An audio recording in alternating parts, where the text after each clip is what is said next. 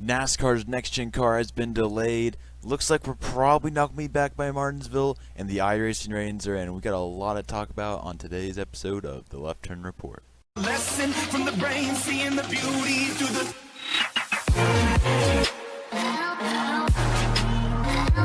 What's up, YouTube? Welcome back to the video, and today we are going to be talking about a lot of different stories that kind of culminate into one big video. So if you guys do enjoy, make sure you like, hit the subscribe button, and comment down below your guys' thoughts, and let's get right into it.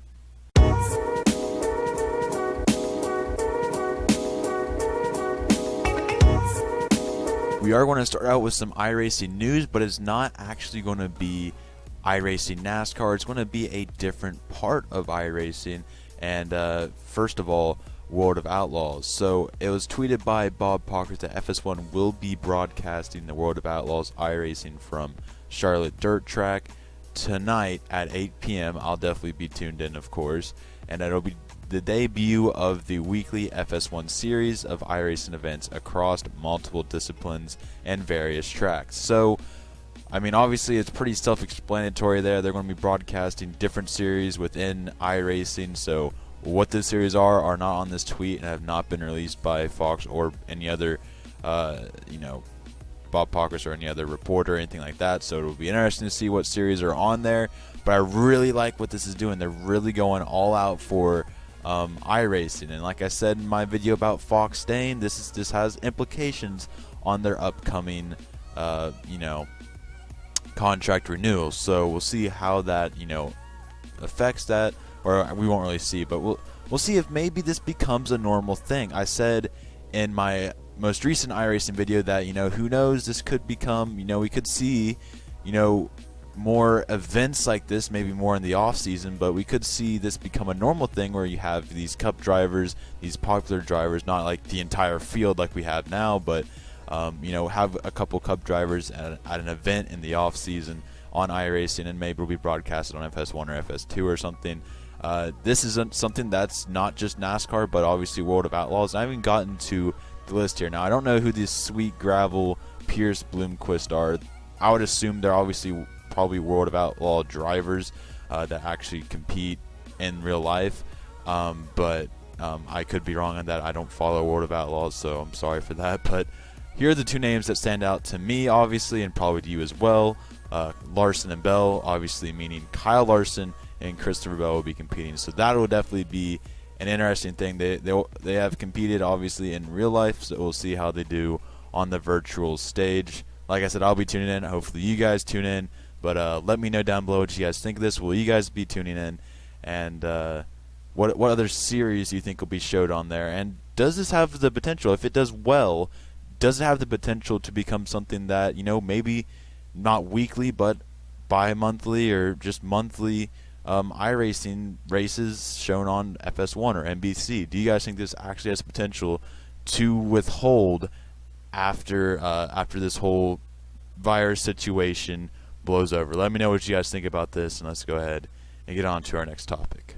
So the ratings are out for last week's race at Texas. Here they are right here. But I found it very interesting that some of the regional, including mine, Fox channels just opted to put in some different programming. Mine put in some like kids claymation movie or something. I don't even know what it is. It might be like awesome to some kids, but I wasn't even interested at all. Of course, I was more interested in the NASCAR race, but I find that very interesting. That's regional Fox channels, whatever, broadcasting networks, whatever, decided to choose kids movies over NASCAR. That makes no sense to me, because no matter how much we joke about how dead NASCAR is, it's not dead. It's very much alive. It's very much pulling in viewership, and I don't understand why you would choose, like I said, a kid show over that. But anyways, moving on, Texas race drew in 1.3 million, 1,339,000 viewers, which is pretty good across Fox and FS1, a record for esports on linear television. I find it funny how NASCAR is considered one of kind of an old-fashioned sport, but it's currently being one of the pioneers in esports and national television. So I think that's really awesome, and kind of ironic to the people that say, "Oh, NASCAR, that's old stuff." we want new stuff. Well, here they are. Esports is definitely considered one of the newest tech, thing out there, and NASCAR is currently at the forefront of it. As for my thoughts on the race, I thought it was a pretty great race. I did miss I missed a little bit at the beginning because I had to switch over to FS1 because my dumb ass was like, oh no, surely it's just kind of running over, and then it's like 110. I'm like, oh shit, it's not running over. So then I finally got in there, and then about halfway, probably past halfway, about lap 60, I missed it. But William Byron seemed to be the pretty dominant driver throughout the race, much like he was over in Homestead. And remember, John Hunter Nemechek had some time in the lead. I feel like Ryan Preece was up there, and had some good times. And then Timmy Hill, he was up there. And then towards the end of the race, I feel like there was a caution. I could be wrong, but towards the end of the race, Timmy Hill gives William Byron a little shove. William Byron, I don't know if he overcorrected or it just the shove pushed him out of the way, I guess. And he goes up the track. Timmy Hill gets inside, and Byron falls back to about 8th or 7th. And then there's like a caution there at the end. And I'm not sure if this happened at the end, but that they showed it then. Daniel Suarez tried to intentionally wreck Ty Dillon, and I'm not sure what instituted it, what happened, and why he felt the need to do that, but he missed by a mile. I'm not going to put the clip up here, but he missed Ty Dillon by a mile. If you're going to try and wreck somebody, you got to at least finish it. But he actually got kicked out of the race, or was taken out of the race because of that. They didn't. I guess iRacing didn't like that, and kicked him out of the race. But the funny thing is, if the booth hadn't said anything, we wouldn't have known anything, which I find is kind of, that's just kind of thing about iRacing. If you're not having a good day, you're probably not going to get too much love unless you're like, a big name. So, but that's that. And so yeah, that happened. And I feel like that happened like in the middle of the race, and they just didn't show it because the replays are kind of delayed. They didn't show it till later. But Daniel Suarez, you need to work on your wrecking game if you're going to actually try and do that in a race. Since you're becoming kind of like a Timmy Hill and stuff like that, or who was Grant Smithley who got mad because what Larson did to him. If you're going to become one of those guys, you got to get better at your intentional wrecking, dude. You just got to. It's a must.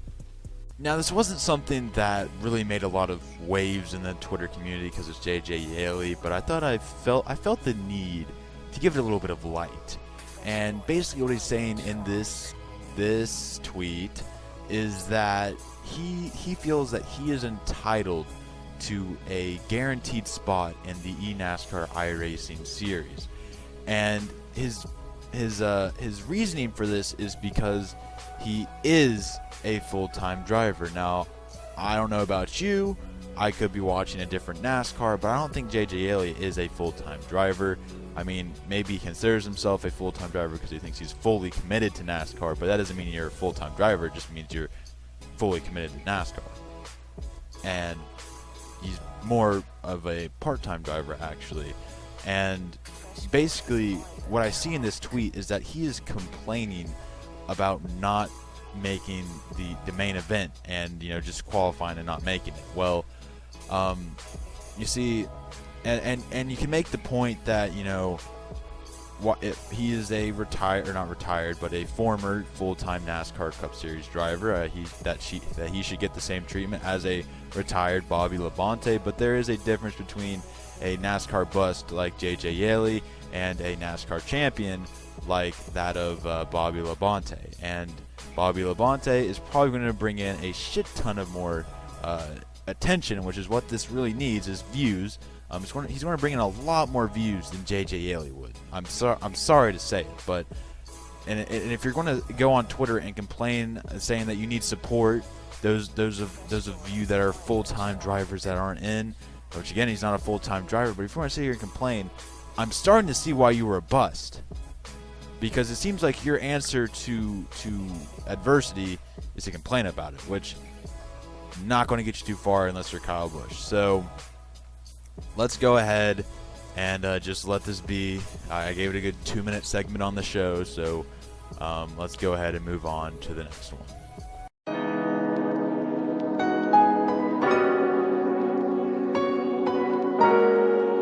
So some unfortunate news came out yesterday for me, Monday for you guys, and this was that the state of Virginia has issued a no big groups meeting. There's a better word for it, but English is hard for me, so that's the word we're going to use. I believe the limit was 6 people, and while a lot of people out there seem to think that, you know, there's only 6 people in the stands every week, I think we'll be fine. No, there's actually more than 6 people. Don't worry, NASCAR's not that dead yet. But that unfortunately means that there will, and this is issued until June 10th, that means that NASCAR will be unable to hold their Martinsville race. Now, this does not necessarily mean that they can't return by the May 3rd date. I'm not sure when it was, but the early May date that they set, as they could fill that in with another track possibly, but that's not necessarily like 100%, you know, deal. Of course, a lot of states are actually under this, so it's probably going to be harder than it is going to be pretty hard to find one to fill in there. You know, with scheduling, the state not issuing a, you know, no big group, as I call it, together.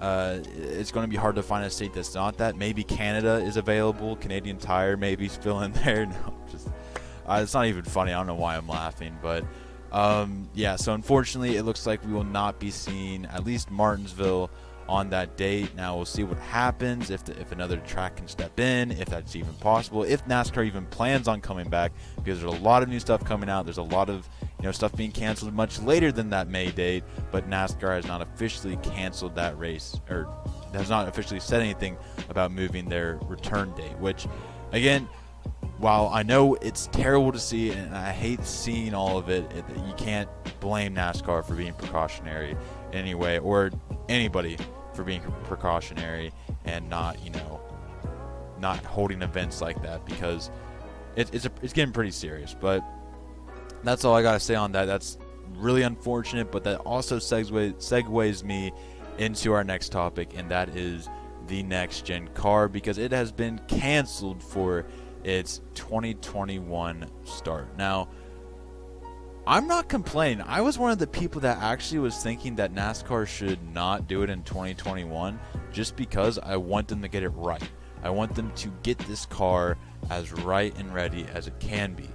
But that doesn't mean, just because they said it's not going to be running the full season in 2021, doesn't mean we won't see it in a race in 2021. If you look back to the car of tomorrow, it was introduced at Bristol, I believe, and was ran at a couple races while they still had the previous generation of cars running at other tracks. So we could see an introduction of the next gen similar to that of the car of tomorrow. Now, hopefully nothing about the next gen is anything like the car of tomorrow, but that is an interesting thing that could happen. I would definitely not mind seeing it. Now, the main reason for this was because all of the states saying you can't have gatherings, so they obviously can't do testing. So all the testings being canceled means you don't want to have.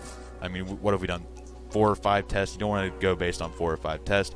You want to do as many tests as possible, which is my point. So we'll have to wait and see what NASCAR decides to do, but we can either see it. I mean, there's really 1 or 2 options here. I'm not sure how realistic the option of the car tomorrow is. The other option obviously being just push it back another year, which I'm not going to complain, because I'm not minding this package. I know there's a lot of people that are going to be like, oh, not another year of this package, not another year of great finishes and good races. I can't stand this. But yeah, so that's that, and it's unfortunate. But if whatever it takes to get this next gen car right, I am down for, so I'm not going to complain in the slightest. And obviously there's nothing they could do. They can't just test, because there's not fans in the stands. Holy crap.